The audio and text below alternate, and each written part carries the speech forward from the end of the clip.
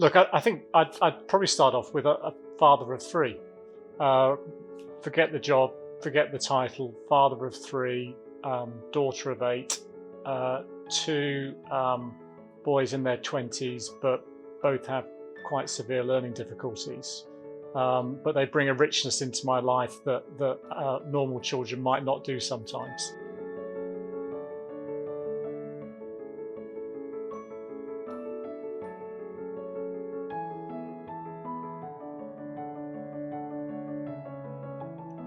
And I suppose that I start there because that frames who I am.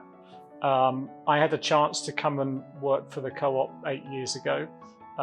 In truth, I didn't quite realise what the co-op was all about until I got here and started to realise that there was a soul to it that other corporates didn't have.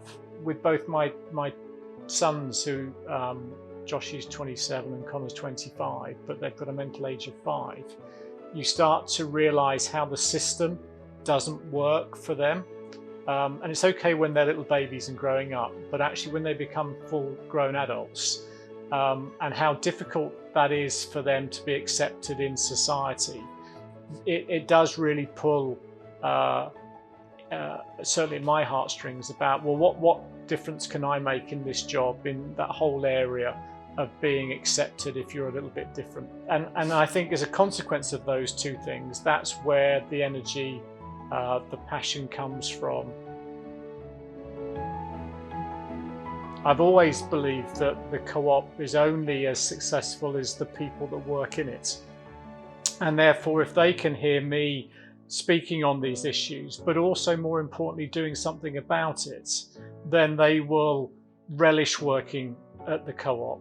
When we first looked at this issue a few years back, the easiest thing would have been to have gone on a recruiting exercise and ticked the box and had X number of BAME individuals or individuals from ethnic minorities join the co-op.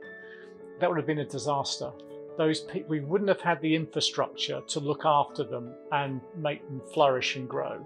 And our prejudices would have got in the way and they would have gone.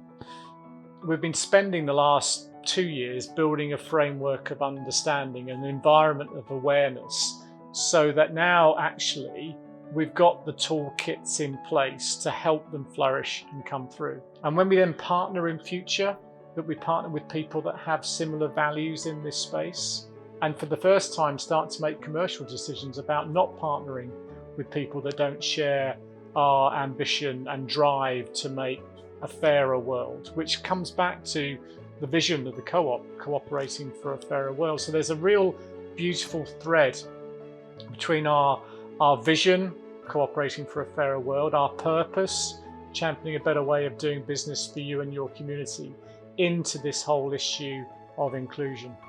The only good thing that's come out of COVID-19 is that it's become a landscape for the co-op's difference and vision.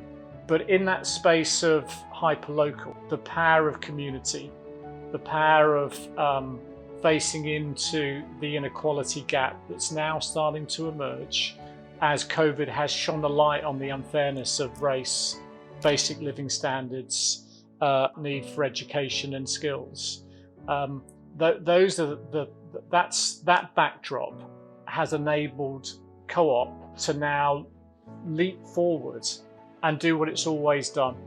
But we need to do it in a more agile way and faster than we've ever done it before. You're in a building that holds 3,500 people. We'll never have 3,500 people in this building ever again. So I'm Steve Murrells. I'm the CEO of the Co-op Group. I think I'm blessed to do the job that I'm doing and to face into these important issues like inclusion and the inequality gap that's starting to widen. And I love my job and I love the people that I work with.